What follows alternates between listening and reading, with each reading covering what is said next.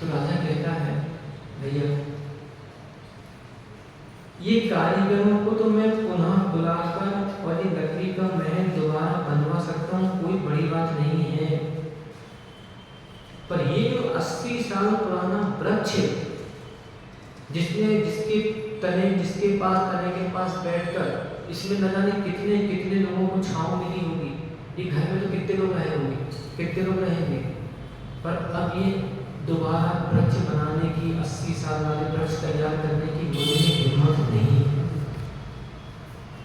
इससे क्या समझ में आया दृष्टांत से कि राजा की दृष्टि उस चारित्र की और थी कि एक बार जो चारित्र निर्माण हो जाता है उस चारित्र को पुनः निर्माण करने की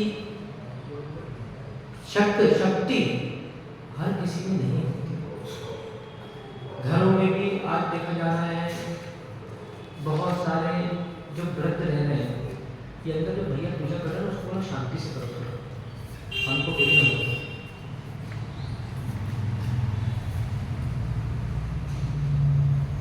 घरों में भी आज देखा जा रहा है बहुत सारे व्रत रह रहे हैं जिन्होंने अपने जीवन में नियम दे दिए और उन वृद्धों के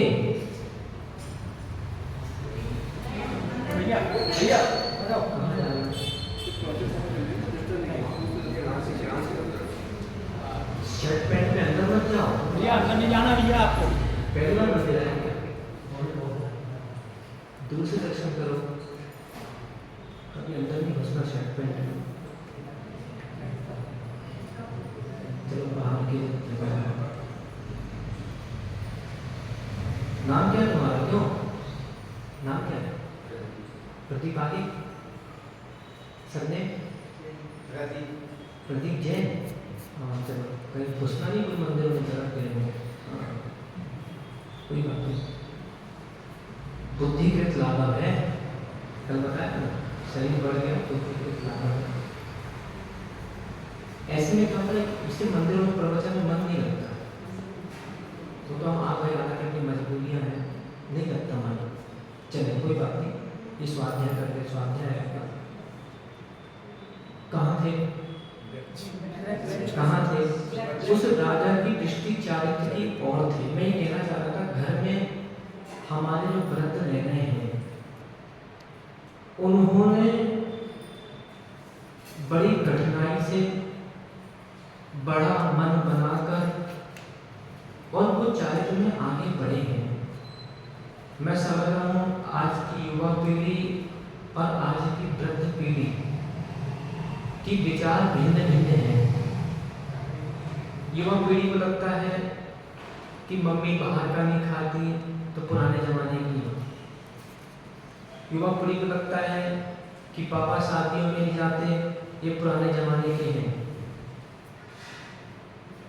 एक का चारित्र का क्षयोक्षम है, एक का चारित्र मोहिनी कर्म का उदय है। तो जिसके चारित्र मोहिनी कर्म का क्षयोक्षम है वो वैराग्य की ओर बढ़ता चला जा रहा है। चारित्र मोहिनी कर्म के उदय के कारण वैराग्य में शिथिलता आ रही है। तो हमारा उनसे कहना है कि जिनके घरों में माता पिता प्रतिमाधारी हैं, या जो कुएं का पानी पी रहे हैं, या जिन्होंने बाजार का त्याग कर दिया है, या जो लोग अपना सात्विक जीवन जीना चाहते हैं, भोजन पानी करना चाहते हैं, 2 टाइम मंदिर आना चाहते हैं, साधु के लिए चौका आहार आदि देना चाहते हैं, तो उनके लिए यदि आप सहयोग नहीं कर सकते, उन्हें बातें मत सुना। आज देखा जा रहा है बहुत सारे युवा पीढ़ी वृद्ध माता पिता जो कि प्रति है उनका सम्मान तो नहीं कर रहे, उनके लिए कुएं का पानी तो नहीं ला रहे, पर वो जो स्वयं ला रहे तो उनकी 2 बात सुनाई जा रही है। नहीं, इसमें आपको क्या करना है, मेरी भावना याद रखना है। उन्हीं जनों को एक हृदय में मेरे प्रेम उमड़ आवे, बने जहां तक उनकी सेवा करके यह मन सुख पाए। चलो ये कोई बात नहीं, हमारे संस्कार दृढ़ नहीं हो पा रहे हैं, हमारे अंतर में अभी प्रति बनने के भाव नहीं आ पा रहे हैं,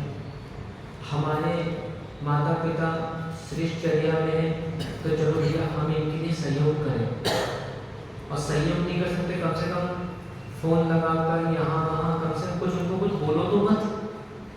क्योंकि ऐसे भी लोग हैं का उनके माता पिता हैं और वो अच्छा व्रत आदि पालन कर रहे हैं, तो वो रिश्तेदारी में फ़ोन लगा के कह दें क्या यार पापा मम्मी तो ऐसे वैसे परेशान कर रहे हैं।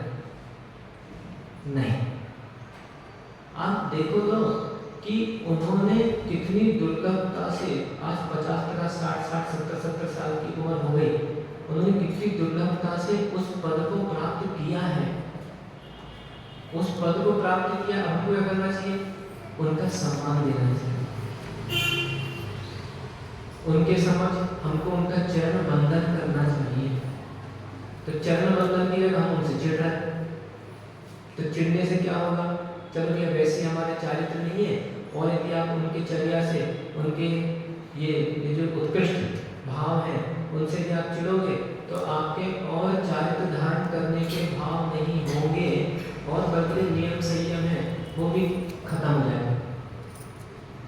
सीधे नियम है, 6वां अध्याय आपको पढ़ना पड़ेगा। जैन गीता का आश्रम अधिकार में 6वां अध्याय दिया है, तो उसमें जो ये सब चीज़ें दी हैं, कर्मों के आश्रम कैसे होते हैं, वो ऐसे ही हो जाते हैं, हम समझ नहीं पाते। तो यहाँ जो आचार्य महाराज कह रहे हैं कि वृक्ष की जड़ जितनी मजबूत होगी उतना ही वृक्ष मजबूत होगा। नींव, अभी हमारी नींव आसक्तियों की ओर है तो आसक्तियां मजबूत होती चली जाएंगी।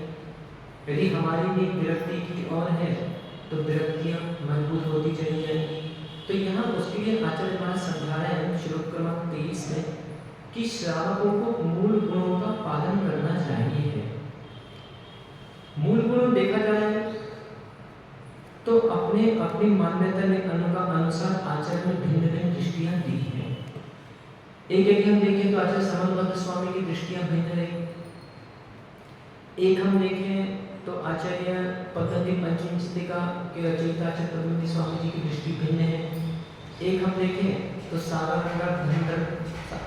धर्मामृत पंडित आशाधर जी, इनकी दृष्टि भिन्न है। तो कोई संक्लेशता की बात नहीं है। जैसे कभी कभी श्रावकों को लगता है ना कि ये भी मुनिराज है, ये भी मुनिराज है, ये भी मुनिराज है, इनके विचार ऐसे, इनके विचार वैसे, इनके विचार वैसे, सबके विचार भिन्न भिन्न क्यों हैं? तो पहले से आचार्यों के विचार भिन्न भिन्न है।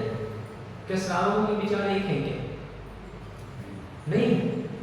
क्या श्रावक संघ नहीं है क्या? सोचो थोड़ा सा, एक माध्यम दृष्टि अपन को रखना है। क्या श्रावक संघ नहीं है क्या? श्राविका संघ नहीं है क्या? आर्य का संघ नहीं है क्या? मुनि संघ नहीं है क्या? चारों ही संघ है। तो श्रावक श्राविकाओं के संघों में विचारधाराएं एक सी नहीं है, मुनि आर्य के संघों में विचारधारा नहीं है एक सी, सबके अपने अपने मत हैं। अब आप बोलो समन्वत जी ने ये ऐसे अष्टगुण लिख दिए, इधर पद्मनाभ पंचमचितिका का रचयिता अलग बता रहे हैं, इधर आचार्य जी अलग बता रहे हैं, तो ये अलग अलग क्यों बता रहे हैं भाई? तो जिसकी जैसी मान्यता उन्होंने बता दी। मान लो भाई साहब को लौकी पसंद है, प्रकाश चंद जी, वो तो देखो भैया को गिलकी पसंद है, तुम गिलकी खाओ, तुम लौकी खाओ, काय को परेशान हो गए? भाई घरों में भी देखते हैं अलग अलग व्यवस्थाएं हैं, सबके अपने अपने दृष्टि हैं। कोई किसी को ना, जिसे भाई साहब को लौकी पसंद तो उनको लौकी खाने को जबरदस्ती मत बोलो बस। भाई ठीक है, आप गिलकी आराम से सेवन करो, पर अच्छे परिणाम रखो, अच्छे भाव रखो, और अपना आराम से आप गिलकी खा के अपना जीवन जियो शांति से। और आज के परिप्रेक्ष्य में क्या होगा, घरों में भी जैसे रिश्तेदार भी आते हैं, कहीं आपके मेहमान भी आए, मान लीजिए, या कहीं किसी की शादियाँ भी हो रही हैं, शादियाँ भी हो रही हैं, और कोई यदि ऐसे मेहमान आ रहे हैं जो विरक्त हैं, तो उनको जबरदस्ती आसक्ति में मत डालो कि नहीं दीदी दही बड़ा खा लो ना, क्या होता है, खा तो लो। देखो हमारी शादी में आई और एक मिठाई तो बनेगी, अरे अब वो मिठाई किसने बनाई, कौन से हाथों में हलवाई से बनवाया, अब उनका नियम है कि भाई हम अपने हाथ से बना के खाएंगे, शुद्ध खाएंगे, अब आपने जबरदस्ती उनके नियमों को तोड़वा दिया। नहीं, आपको खाना है आप खाओ, तो उनको जबरदस्ती नहीं करो। पर होता क्या है, प्राय अगर नहीं खाओ तो फिर वो सब पता है, देखो हमारे शादी में आए और इन्हें ये नहीं खाया, इन्हें वो नहीं खाया, अब हम भी नहीं करेंगे, बदले की भावना आ गई। तो त्यागियों के प्रति, व्रतियों के प्रति, चाहे घर के त्यागी हों, चाहे साधु बंद हो, इन लोगों के प्रति कभी बदले की भावना नहीं रखना चाहिए। हम लोग कोई राम रावण का खेल नहीं चल रहा है, यहाँ पे कोई कौरव पांडव का खेल नहीं चल रहा कि बदले की भावना रखकर हम बिल्कुल युद्ध में जीत गए। नहीं, ठीक है भैया, उनको नहीं खाना, आप उनसे जिद मत करो, बल्कि आप उनसे पूछ लो आप कौन सा शुद्ध भोजन देते हैं, तो उनके लिए आप शुद्ध भोजन दे सको तो दे दो, पर त्यागियों का अपमान नहीं करो। पर होता क्या है, जब कषाय आती है तो क्या मन करता है, मैं जीत जाऊं। ये दो चीजें बहुत बुरी है संसार में, एक का नाम विषय और दूसरे का नाम कषाय। दो ही चीजें बस संसार में भ्रमण करा रही है, एक का नाम विषय और दूसरे का नाम कषाय। तो जब हम अपने गुरुओं को सम्मान दृष्टि से देखेंगे, उनके व्रतों को हम सम्मान दृष्टि से देखेंगे, उनके त्यागों को हम सम्मान दृष्टि से देखेंगे, तो ये कषाय उद्घाटित हो नहीं सकते। और जब हम प्रतियोगिता की दृष्टि से देखेंगे, बदले की भावना की दृष्टि से देखेंगे, तो हमारा मन क्या करेगा कि नहीं, इनसे बदला लो। ठीक है भाई, आपको अशुद्ध भोजन पसंद है, आप करो अशुद्ध भोजन, पर जिनको शुद्ध भोजन पसंद है वो क्यों? ऐसे बहुत सारे जो त्यागी व्रती भी होते हैं, जो संघों में जाते हैं, यहाँ भी जाते हैं, तो वहाँ भी जब जाने का उन लोग को लगता है कि अरे यहाँ तो चर्या इस प्रकार से पालन हो ही नहीं रही, तो उनको भी छोड़कर घर आना पड़ा। ऐसे भी बहुत सारे लोग जिन्होंने सोचा था कि चलो भैया अपन नारी का संघ में चले, वहाँ पे अच्छी साधना होगी, चलो भैया अपन मुनि संघ में चले, अच्छी साधना होगी, पर वहाँ पे जब उन्होंने देखा है यहाँ तो कुछ गड़बड़ी है, शुद्धता के नाम पर, चाहे आहार पानी शुद्ध हो, चाहे मन के नाम पर, चाहे मन शुद्ध हो, चाहे अनेक प्रकार के नाम पर जब देखा कि नहीं, तो उन्होंने बोला भैया एक काम करो, अपने घर में रहो, घर में शुद्ध भोजन करो और अपना शांति से जीवन जियो, जैसा होगा देखेंगे। क्योंकि अतिचार थोड़ा सा कहीं ना कहीं हानि विशुद्धि में आ सकती है। तो यहाँ जो 3 प्रकार से मूल गुण आचार्य महाराज कह रहे हैं, पहला जो पद्मनि पंचविंशति का जी श्लोक क्रमांक 23 जो अपन देखने जा रहे हैं, हाथ जोड़े, त्याज्यं मासं च मद्यं च मधुर्दुम्बर पंचकम् अष्टम मूलगुणाः प्रोक्ता ग्रहिणो दृष्टिपूर्वकः। अर्थात त्याज्यम त्याग किसका, मासम मद्यम मधु उदम्बर पंचकम। तो मांस, मद्य, मधु यानी शराब, शहद और मद्य, मांस, शराब, शहद और मधु, शहद और मांस। इसके बाद प्लस 5 नंबर फल यानी उमर, कटुमर, बड़, पीपल, उमर, कटुमर, पाकर। कटुमर से अंजीर, कटुमर का पर्यायवाची नाम अंजीर है और उमर को गूलर भी कहते हैं। तो सबसे पहले क्या लिखा है, अष्टम मूल गुणा प्रोक्ता, ऐसा अष्टम मूल गुण है ग्रहिणो दृष्टिपूर्वका, सम्यक दर्शन के साथ ये अष्ट मूल गुण कहे गए। और सीधी सीधी बात है, सम्यक दर्शन है तब तो सारे व्रत काम के हैं, क्योंकि मोक्ष मार्ग प्रारंभ किससे होता है, सम्यक दर्शन, ज्ञान, चारित्राणि मोक्ष मार्ग। चारित्र कहाँ दिया है, पीछे, आचरण कहाँ दिया है, पीछे। पहले श्रद्धा रखो, पहले सम्यक दर्शन फिर करो। तो सम्यक दर्शन पर अब ये 8 मूल गुण धारण करना है, अर्थात इन 8 पदार्थ का त्याग श्रावक के लिए सबसे पहले आचार्य महाराज यहाँ पे कह रहे हैं कि सबसे पहला इनका त्याग करो, तो जो नींव है वो थोड़ी बहुत मजबूत होती चली जाएगी। तो मुझे ऐसा लगता है कि ये तो सभी के त्याग होंगे ही होंगे। भाई शराब कोई पीता नहीं है, मध्य मास मधु 3 चीज़ें कोई लेता नहीं, इसको बोलते 3 मकान। और 5 नंबर फल भी मुझे लगता है अंजीर आदि भी। तो जिन्होंने त्याग नहीं किया वो बुद्धिपूर्वक इन 8 चीज़ों का त्याग करें, तो कम से कम जैन बनने की योग्यता उनके अंदर में आ गई। इसलिए जो जनेऊ संस्कार होता है ना, वो इसलिए होता है कि जनेऊ संस्कार जो पहले से चला है, भरत चक्रवर्ती के ब्राह्मण आदियों ने जो किया था जनेऊ संस्कार, ये इसलिए होता है जनेऊ संस्कार। पर क्या करें, अब आजकल बहुत सारे लोगों को जनेऊ के प्रति श्रद्धा ही नहीं, श्रावकों के लिए बल्कि लिखा है कई शास्त्रों में, जनेऊ बिना धारण किए अभिषेक पूजा नहीं कर सकता, जनेऊ बिना धारण के साधु को आहार नहीं दे सकता, क्योंकि ये जनेऊ जो है ये इसकी पहचान है कि ये श्रावक बन गए। और रही बात ये जो मन में धारणाएं बैठ गई है कि अशुद्धि हो जाती है, अशुद्धि हो जाती है, अशुद्धि हो जाती है, तो जनेऊ की कोई अशुद्धि नहीं होती। जब आपको किसी नाई के यहाँ जाना हो कटिंग कराने, जनेऊ को कमर पे बांध दो और फिर जब कटिंग वटिंग हो जाए तो उसको अच्छे से धो के पहन लो, कोई अशुद्धि नहीं होती। जब लघु शंकर वगैरह जाना है उसको ऊपर कान में चढ़ा दो, दीन शंकर जाना है उसको ऊपर कान में चढ़ा दो, स्त्री भोग आदि विलास करना है उसको माथे पे चढ़ा दो और फिर वापस पहन लो। उसकी शुद्धि कब होगी? जब कहीं किसी के संसार घाट आदि कहीं जाओ तब उसको बदल सकते हैं, या फिर वो जीर्ण हो जाए तब उसको बदल सकते हैं। बाकी सामान्य जनेऊ धारण करना ही चाहिए। पर आज के समय में क्या करें, वही विचारधाराएं हैं। कहीं पर जनेऊ संस्कार की चर्चाएं होती है, कहीं पर जनेऊ संस्कार की चर्चाएं नहीं होती। तो ये भी विचारधाराएं भिन्न भिन्न हो गई समाजों में, साधुओं में भिन्न भिन्न विचारधाराएं हो गई। तो इसका कोई उपाय नहीं दृष्टिगोचर होता है। पर फिर भी हमको शास्त्रों को नकारा नहीं करना। ठीक है भैया, आपको नहीं पहनना कोई बात नहीं, पर जो पहन रहा है उसके प्रति नाक मत सिकोड़ो। ये तो क्या होता है, बहुत सारे लोग क्या करते हैं, उनको गुणियों को देखकर, उनके नियमों को देखकर उनके प्रति ईर्ष्या भाव रखते हैं। अरे ऐसा कैसे, ऐसा कैसे, ऐसा कैसे। तो नहीं हो सकता है हमारी बुद्धि में मान नहीं जा रहा, हम ना समझ नहीं पा रहे हैं।